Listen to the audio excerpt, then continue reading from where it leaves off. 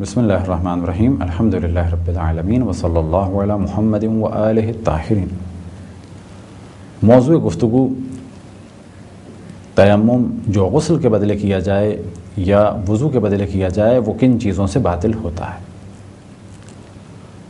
تو اس کا جواب تو گو کہ تفصیلی ہے، لیکن اس کے جواب کے لیے ہم توجہ دلائیں گے کہ غسل اور وضو جن چیزوں سے باطل ہوتا ہے ان کی جانب توجہ دیں۔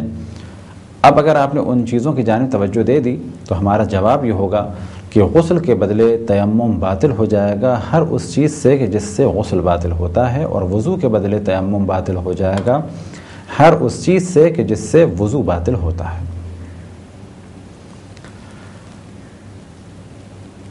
تو فرض کریں کہ کسی نے غسل کے بدلے تیمم کیا اور اس کے بعد وہ سو گیا اور اب تک عذر باقی ہے، یعنی اب تک اس کے لیے تیمم کرنا جائز ہے، تو کیا وہ مسجد میں داخل ہو سکتا ہے؟ تو کہا جائے گا ہاں، سونے سے اس کا تیمم باطل نہیں ہوا، کیونکہ یہ تیمم اس کا غسل کے بدلے تھا۔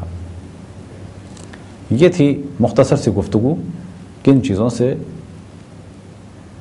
جو غسل کے بدلے تیمم کیا جائے اور جو وضو کے بدلے تیمم کیا جائے باطل ہوتا ہے۔